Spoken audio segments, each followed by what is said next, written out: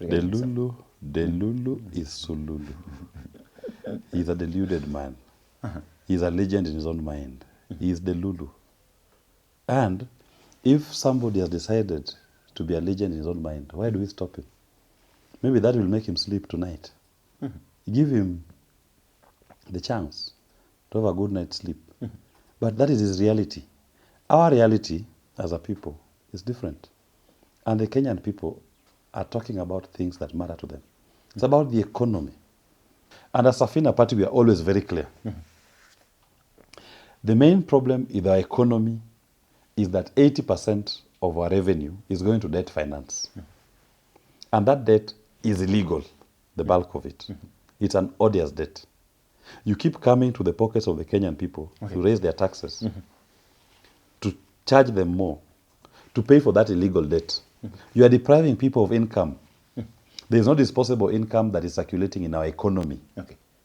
That is the problem which he does not want to confront. Because you find somewhere in the legal debt, there are people in his administration who are enjoying them. So you have a class of multimillionaires, and the bulk of the population is suffering in penury. Tired of the same old shopping experience? Step into a smarter way to shop with Whitsun Group, Kenya's go-to online store for quality you can trust. From gadgets and homeware to everyday essentials, we deliver convenience right to your door. Fast shopping, secure payments, and top-notch customer care, all in one place. Visit whitsungroup.com today. Whitsun Group, simple, reliable, delivered.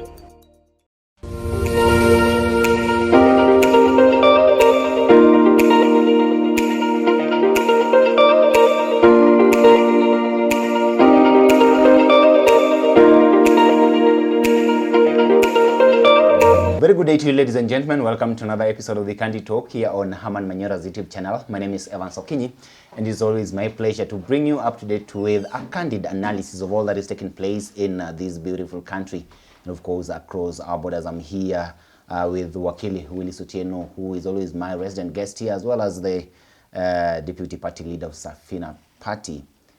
Wakili, how are you? No, I'm fine, thank you. Yes. You call yourself the Deputy President Designate. Vibe on vibe. Vibe on vibe. Yes. You guys are so optimistic that you're going to make it anyway. But it's the writing's on the wall. Yeah, it's just a matter of time, not if.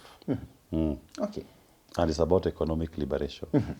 Before we get there, of course, we are aware that the African Championships competitions are in the country, and of course, Harambee Stars, our own, has already won one of their games. We're wishing them all the best. Did you actually get to attend the game that our team had? I didn't attend the game, but I followed the proceedings of the game, and the national team, Harambee Stars, were in my prayers, and I sent them positive energy to win the game, and you saw them winning. Okay.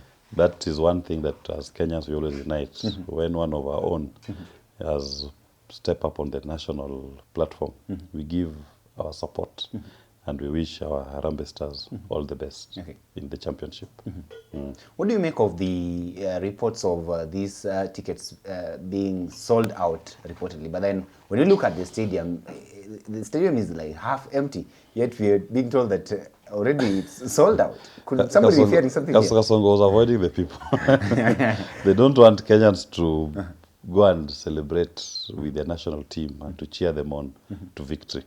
I think the political fear of people chanting one term, the inevitable, led them to hoard those tickets, buy them in droves, and don't allow the genuine fans, the people of Kenya, to have an opportunity to celebrate with their national team.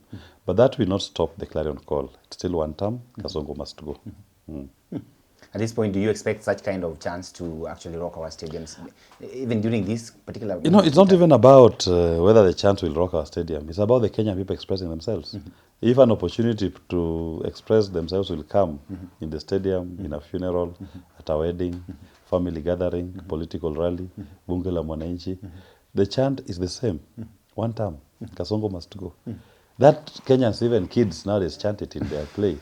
It's a game that kids are playing. It's an accepted... Lakini wanasema wageni wapo, so can we behave and... We are not chanting to wageni. We are celebrating with the wageni and telling them, while you are here, we remind you that Kasongo must go. It is one term.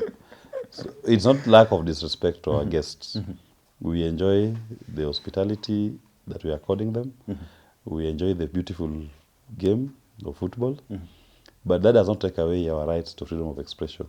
And any Kenyan, anywhere, people chant one time even in the shower. So it's part of our national psyche now to constantly remind ourselves that it is still one term. Even in victory, even in defeat, we'll still chant one term. Doesn't mean that the term has changed. Okay. It's still one term.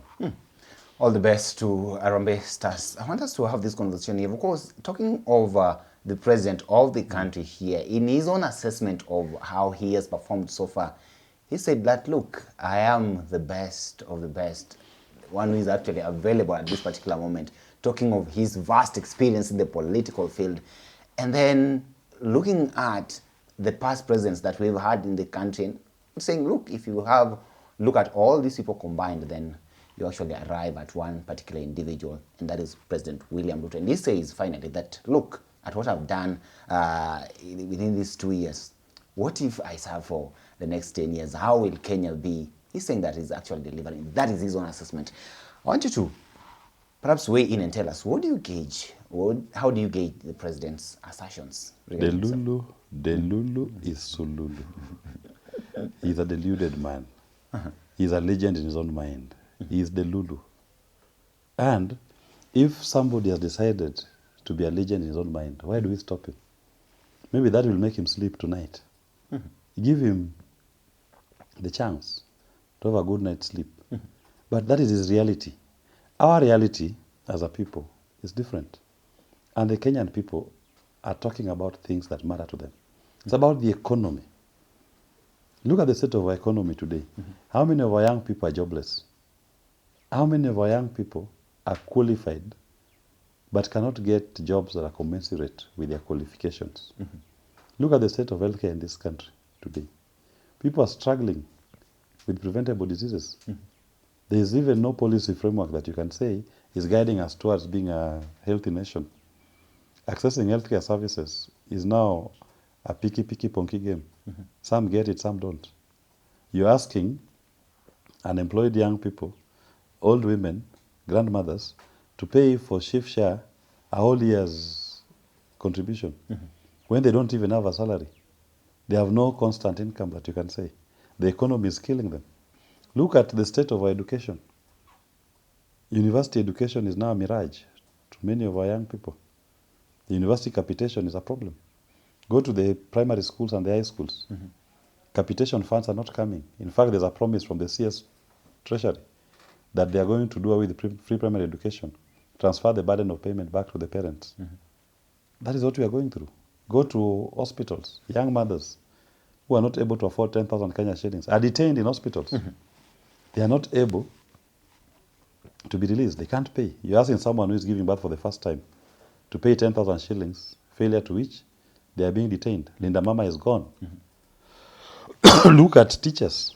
Our teachers are a forgotten lot. The other day they were out there shouting that they've given them a salary increment. Some teachers received per capita 67 Kenya shillings. 67 Kenya shillings. Some received 200. The highest, I think, received around 500, between 500 and 900. And others also received 36, by the way. 36 shillings. So, was that for Yakutoa? They were giving us salary increment Yakutoa. Okay. So, the point is this. We are serious issue that we need to focus on, to discuss. If you are going to talk about teacher emolument, they deserve better. Their salaries should be commensurate with their sacrifice. Teachers are the ones building the next generation of Kenyans. Okay. If we discuss their emolument and giving them a pittance as a salary increment, why are we doing that to our teachers? Okay. Why do we hate them that much? Their frustrations are going to be transferred to the kids under their custody and care. That is what I'm saying. He has his own reality, and we have our own reality, which we are living. If in his reality is great, good for him. He is the Lulu in our reality. Because in our reality, I've enumerated to you what the Kenyan people are going through, the things that are affecting them. And in that reality, we are not seeing any greatness. In our reality, there is no greatness from William Ruto's administration. There is only pain. You've just hinted something to do with the reality on the ground and the state of the economy in this country, but at the same time, you've also talked about the lack of jobs that we are actually witnessing among our young people here. But then the president said, look, these are things that have been there since time immemorial. So how comes during my particular tenure here that you expect me to fix these things within this particular period of time, and then failure to which you expect him out? Even if they've been there since time immemorial, I can assure him, he was not elected to that office to lament with us. He got into office to find solutions. If you're not capable of finding the solutions to our problems, and the kitchen is too hot for you, get out of the kitchen. That's the only solution. We didn't elect somebody who is going to read for us the Book of Lamentations. Then the Kenyan people choose their leaders. They're electing people to find solutions to their everyday challenges. And that is one of them. So even if there was joblessness in 1980, I was not there. And the bulk of our young people were not there in 1980. They should have asked their ancestors and their parents why they didn't ask the questions to Moi. We are present today. We are asking him that question today. So that in future, when another president will fail, he will not say, why are you putting me to task? When your parents or your ancestors did not put to task William Ruto for his failures. He is the one on the dock, and he must answer to his failures. Raising the issue of previous president not being put to task cannot be a defense. That can only be a mitigation. He's mitigating his failures by trying to compare himself with the others. But on today's trial, it is him on the dock, and he must answer to it. What has he done to improve our economic situation? And as Safina Party, we are always very clear. The main problem in our economy is that 80% of our revenue is going to debt finance. And that debt is illegal, the bulk of it. It's an odious debt. You keep coming to the pockets of the Kenyan people to raise their taxes, to charge them more, to pay for that illegal debt. You are depriving people of income. There is no disposable income that is circulating in our economy. That is the problem which he does not want to confront. Because you find somewhere in the illegal debt, there are people in his administration who are enjoying them. So you have a class of multimillionaires, and the bulk of the population is suffering in penury. And you keep raiding their pockets to get money to pay for that illegal debt. Safina Party will not pay any legal debt. That is our mantra. We shall not pay any legal debt. And we shall relieve the people from the constant economic pain of coming to them to raise their taxes. We will live within our means. That is what William Ruto is incapable of doing. And when you don't pay that odious debt, there will be instant relief to the people. The appetite to increase your debt will not be there. Then the money that we'll have saved, that will have gone to pay illegal debt, will apply to social programs that benefit the people. In fact, this financial year alone, we are paying 2 trillion on debt finance. If you don't pay that 2 trillion, we will still have collected it in tax. We can apply it to free education from primary to tertiary. We can apply it fully to healthcare services. Chief Share is aiming to collect 170 billion. With 2 trillion, the cost of healthcare is 170 billion. I'm able to pay it for everybody, free for everybody. The cost of education from primary all the way to tertiary will cost me around 500 billion Kenya shillings. You're able to guarantee everybody free education in this country, so for maintaining the same tax that they've been paying, but just not applying the money to illegal debt. That is our promise as Safina, and we'll sign the MOU with the people of Kenya. So we are looking at a president here. I also saw some Kenyans looking at this, and they were weighing in and saying that, look, this is a pure case of narcissism. Do you also buy that kind of argument? But is Delulu. Someone who is Delulu is a narcissist, which he is. Because if you are doing great, humility will require of you that it's the people who will give you flowers. You don't go plucking those flowers yourself. But here we are seeing someone going to the flower garden to pluck his own flowers. He's behaving like the rock or lizard that Chinua Achebe talked about. That if no one is going to praise me, I will climb up the tree and shout how great I am. No. Let people who you are serving be the ones who sing your praises of how great you are. And you're the best thing that ever happened to them since sliced bread. People are crying. Maybe he's right, maybe he's not. But then other people also argue, especially those who support him, look at the kind of stuff that we're actually witnessing in terms of our economic development. Which Others ones? are looking at the macroeconomic factors in this country, and they are looking at the inflation rate. They're saying it's down. At the same time, they're looking at the exchange rate and all these things here, and they're saying that, look, how comes all these things we're witnessing here, we talk of the inflation rate actually getting lowered at this point. We talk of the exchange rate, of course, when you look at the dollar to the shilling and all that. But then, still, people do not feel this. People do not have money in their pockets. What is not happening here? What you should focus on is ask yourself very simple questions. Let no one give you big economic terms, inflation rates, the exchange rate. It's very simple. Look at the dinner table. How many families are able to sit around a meal every evening to enjoy it? Okay. It's about the micros. The macro doesn't matter if the micro is not working. The sweetness of a pudding is in the eating, not in its preparation. You cannot say that this sweet pudding is sweet because it is being prepared nicely in a kitchen.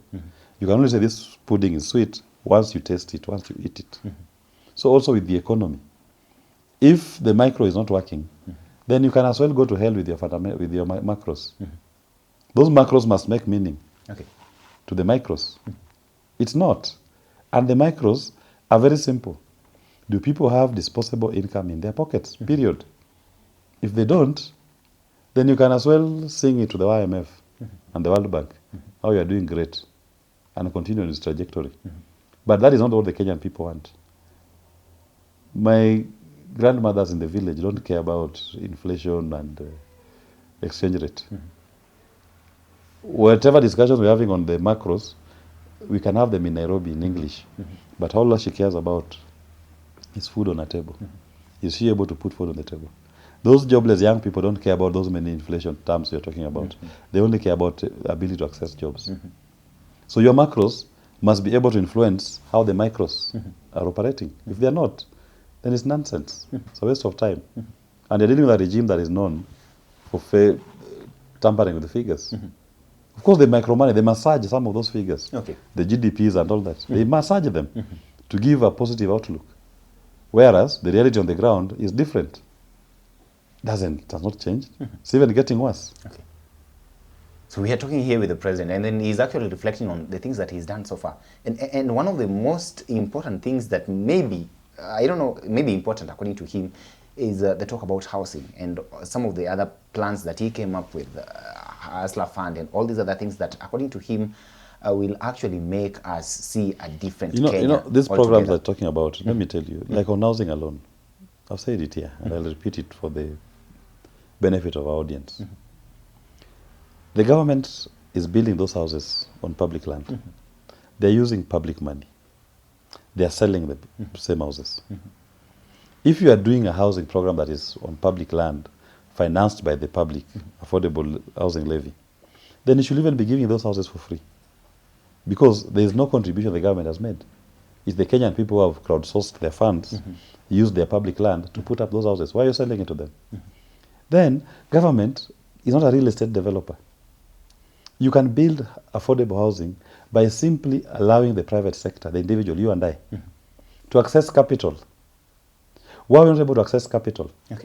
You go to the market today to take a loan, you are told your interest rate is 18%. How many Kenyans can afford it? Why is interest rate 18%? Because your government is borrowing illegally in that domestic market. So the banks prefer to lend to government, not to you. If the government stopped borrowing from the domestic market, the banks who have money, they are holding, will be forced to go into the market to look for people to take the loans. So they'll come to you. And they'll be competing on interest rates. You'll see immediately interest rates will collapse. It will be 3%, 4%. And every Kenyan, wherever they are, those who have access to capital, will be able to get the money from the banks. Put up units, affordable housing units that correspond to the needs of that particular locality. Go to Kibra, for example, even these informal settlements. Why is Kibra not developed? The number one hindrance to Kibra's development, I'll tell you, is titling. Yes. They don't have title deeds in Kibra. Give those residents title deeds. You'll see Kibra turn into high-rise beautiful residences overnight. Why? Because with access to title, that alone gives it a security that you can use to go to a bank and take a loan. Once you're able to get a loan from a bank, you can put up a beautiful residence, residential building, and rent it. Because you have a population already, just looking for decent housing. But Kenya Kwanza will prefer the government is going to build those houses. No. Our plan as Safina is we're going to empower the Kibra residents by giving them titles. Once they get titles, Kibra is neighboring Upper Hill, which is now congested. The next overflow will be in Kibra. The value of property in Kibra, just by titling alone, will increase almost 10-fold, 20-fold, just by giving titles and allowing the residents to own those titles. And that guarantees them access to capital. So therefore, it seems like, according to you, the president hasn't done anything that can actually be mentioned and a Kenyan would be actually proud of. But then we are also looking at... He has impeached Gachagua. That is the only thing that That's the only successful thing they ever did. Look at it. Finally, what do you make of his statement? He says that if he's given another year, then another term or so, then we'll not be able to recognize Kenya as it is. It's true. We will not be able to recognize Kenya as it is. Kenya will be in a pathetic state. The state of hopelessness, despair, and despondency in this nation will shock even the devil. He will say hell is not as bad as this. Hell is even much better than Kenya if he's given another 5 years. It will be mess. It will be a mess. It will be ugly. We'll be living like in those Armageddon movies that you see. A Gotham City, so to speak, where all systems are broken down, institutions are not working. Yes, it is true. We will not be able to recognize Kenya as we know it today. Well, it's your word against his, but one thing that you two agree on is that we'll not be able to recognize Kenya if he's given another term. Let's wait and see what happens till then. We wish you all the best in your endeavor as well too, and see to the president come the year of the elections. I wonder whether it's 2026 still. Still 2026. And you say the president is delusional. He's Delulu. Well, let's wait and see. Ladies and gentlemen, allow me to stop this conversation at this particular time. Weigh in and tell us what you actually think about the president's pronouncements regarding himself as the best of the best so far, if you look at the leaders who've held positions of high responsibility in this particular country. Allow me to stop for now till we meet again. Have yourself a lovely day. My name is Evans Okinyi.